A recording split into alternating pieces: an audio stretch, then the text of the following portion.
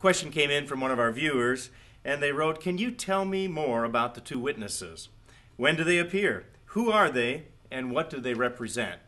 In fact, this question wasn't the only one that came in on this topic. Quite often we tend to get quite a few questions about the two witnesses.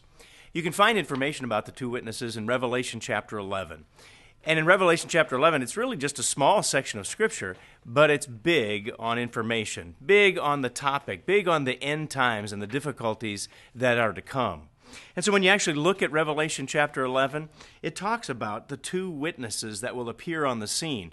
And that's what exactly they're doing. They're witnessing against this world. They're talking about God's way. In fact, the interesting thing is they are with the power of God. It says they have power to shut up heaven. And in fact, it says that I will give them my power. So God is the power behind the two witnesses, which is kind of a flip to what they're witnessing against. On the other side, we have the beast, the dictatorship, the power that is ruling the world.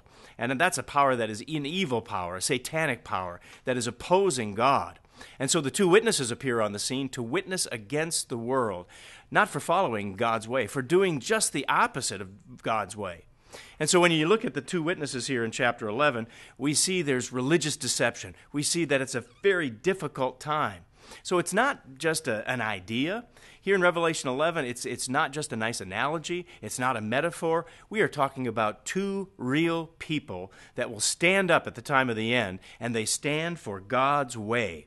And so for 3.5 years, Revelation chapter 11, it talks about them prophesying 1,260 days. That's 3.5 years they'll be prophesying and speaking out, preaching the gospel to a world that is in a desperate condition.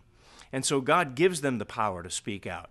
And so the two witnesses stand up against evil.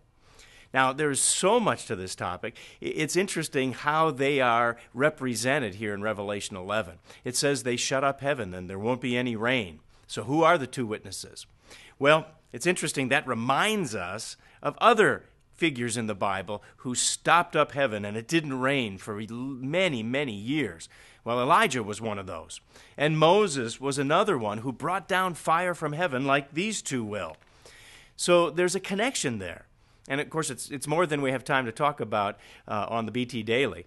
But we do have a program that deals with these issues, an entire Beyond Today program that deals with who are the two witnesses. It's coming up shortly on television, and you'll be able to look at that in our archives as well. So we don't have enough time to talk about it right now, but we do know the two witnesses are the two olive branches, they're the two lampstands, they're the two prophets. So what does it all mean? Well, we hope you'll tune into our program and find out those details because it's something that you won't want to miss. Who are the two witnesses? That's BT Daily. We'll see you next time.